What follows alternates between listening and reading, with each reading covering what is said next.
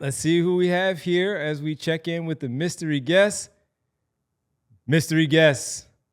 My guy. Look who it is. World Be Free. The 76ers ambassador, World Be Free. What up, World? What's up, D?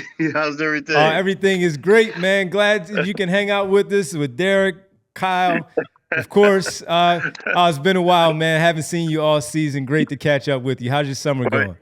Well, you still look good, brother. You still look good. Thank you, man. Well, listen, I wanted to jump right into it and just ask you this because you've been in a lot of Hall of Fames, man, and now the big one. You were nominated to be a nominee for the class for the 2025 Naismith Memorial Basketball Hall of Fame, man. What did that feel like? I know we haven't gotten everything yet, but what did that feel like to have your name tossed in there as a first-time nominee?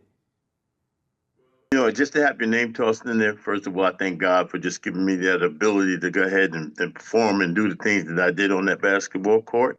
And, to be just talked about amongst those kind of guys, it's just unreal. It makes me feel like for all the things I did with basketball, it made it work for me.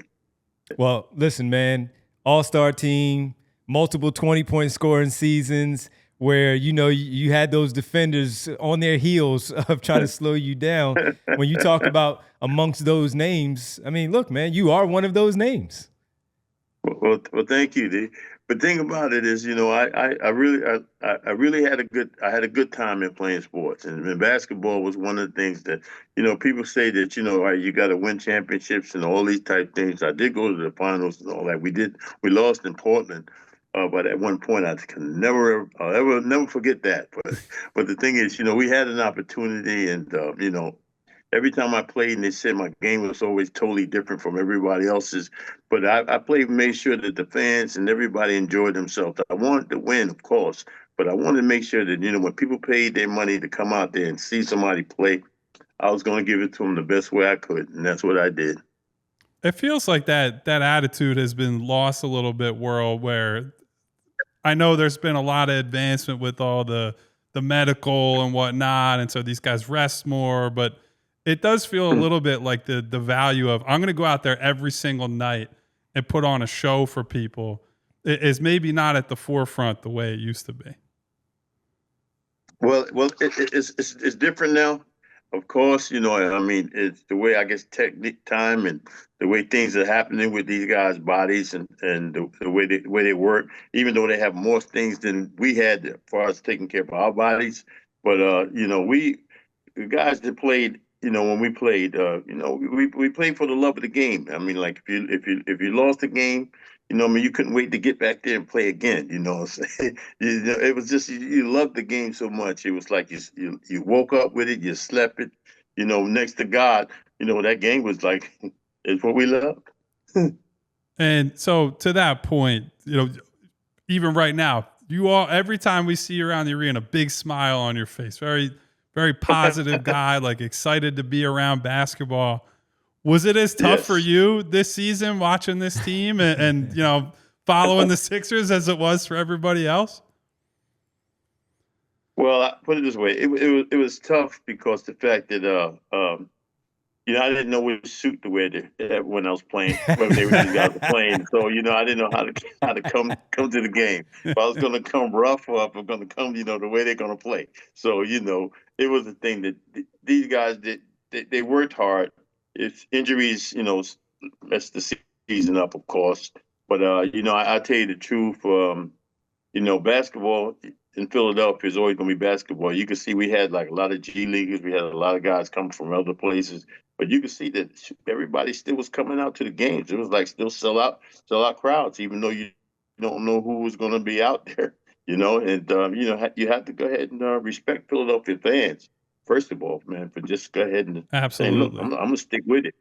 Ambassador of 76ers basketball, World Be Free. He just said it. That's his job. He's going to be there, and also a nominee for the class of 2025 Naismith Memorial Basketball Hall of Fame. You have something there? Yes, sir. I was just gonna say we're now at a time where we're coming up right up to the draft. Obviously, you went a little bit later in the draft than I think maybe you would have hoped for. What's that whole experience like with the uncertainty of coming up to this point and, trying to keep your composure and then using that as motivation to try to prove people wrong? Well, I was the 23rd pick myself when I got drafted, and Darryl Dawkins was the number 1 pick for the 76ers. So we both came in the same year. And when you're out there and you're playing basketball, your next thing, if you're playing from high school to college, your next thing, if you're good enough to professional sports is where you want to be. So when you get in there, no matter if you pick first round, second round, this is the way I thought about it. When I got on that court, you're going to know who I was, and a lot of players nowadays, is trying to be that same way, I guess. You got to know who you are. I don't care where you get picked at, because you could be the top pick and be a flop. You could be that number 23rd pick and you can be somebody. You know what I'm saying? So, it's how the person is and how they feel about the game. Well, I'm going to get you out of here so you can get on with your day. We appreciate your time. But I did want to ask you this. When you watched today's game and the way that you scored the basketball, how many points would you average in today's brand of NBA basketball? The answer's a lot. Yeah, that would be in the short rim. It would be a lot. You can't touch nobody. You can't. But I tell you the truth. On my way out here, I do love the way the game has been played in the playoffs. They've been letting them get physical, and that's the kind of game that we played. And I do love that. You can see some guys are getting hit, and they're looking at the referees, and the referees are just turning their head and running up court. So, if you don't get back, you're going to be 5-on-4 arguing with the referees because they're not calling it. Right. They're playing. They're letting you play. You know what I mean? And that game, I love that kind of game. So, right now, I see it as being fun. It's a series now with Indiana. They're playing tough. But OKC is tough, but they let them play, and I love that game. I love to see the physical contact in the game, as opposed to coming in there and just letting it. If you can't touch nobody, it's a foul. That puts me to sleep. Yeah. I do have one other quick one. You've had a lot of fantastic nicknames. I'm going to throw out All World because you've sort of adopted that. But what was your favorite nickname that you had or that was given to you? They used to call me Kangaroo, but Billy Cunningham had that name. Okay. You know what I mean? So, and he was older, so he deserved it better than I did. But they used to call me that Kangaroo and all that stuff. But Okay. Well, world certainly fits, man. World fits, and that's who you are. And again, a first-time Naismith Hall of Fame nominee. We wish you good luck with that. And next time we see you, of course, we get some dress tips from you as we go along. We could use it. I don't think I can pull that off. Well, we had those conversations where we get into that. I got something. I always got something new. You know that. Yeah, absolutely. And you know what? Next time we need to do something where we got to get ready with World for a game. That's what we need to do. We got to get ready with World for a game. World, thanks so much, man. Good luck again with the Hall of Fame, and we'll catch up with you soon. Sir. Thanks, man. Thanks, World. You guys, take care now.